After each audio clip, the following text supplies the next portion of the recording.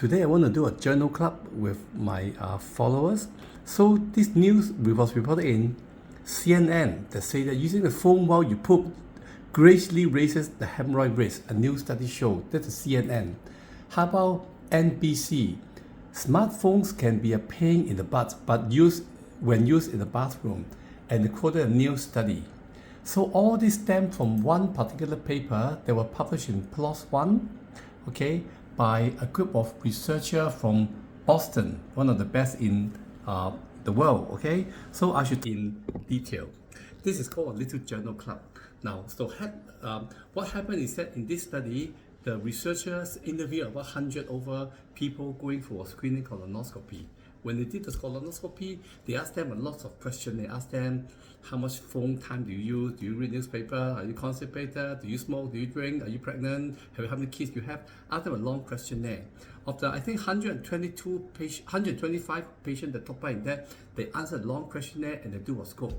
At the time of scope, they get another independent doctor to review to see whether they got pulse or not.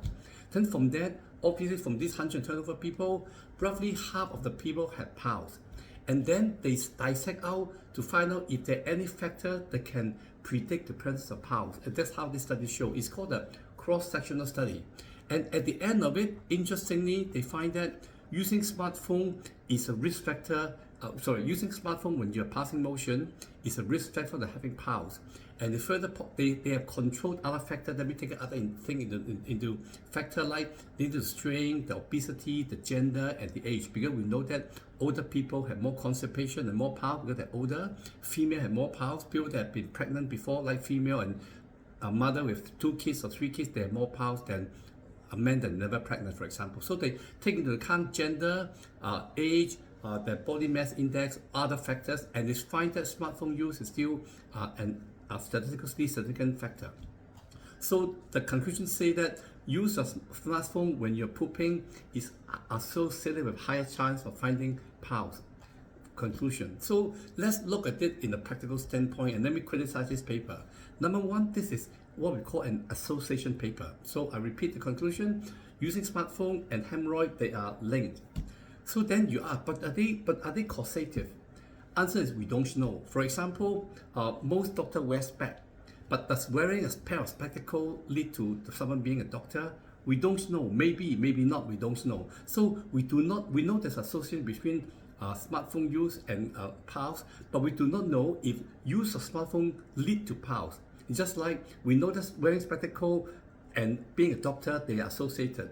Okay, but we don't know whether you put a pair of glasses on your children to become a doctor. Okay, that's one. Second thing is pulse. When you assess pulse at the end of a colonoscopy, I told my patient it's not accurate, and that's because pulse get worse when they have diarrhea and they have to pass motion many times. Before a colonoscopy, if you've ever done one, you know that you need to pass a lot of motion many times. So most of the patients doing scope, I think more than half of them will have pulse, but in real life, probably 10-20% have pulse. Therefore, we don't know whether the pulse are caused by the bowel preparation or the pulse are actually are really there. Number three, most pulse don't cause problem. I see a lot of pulse during colonoscopy for my patient, but most of them don't have a symptom.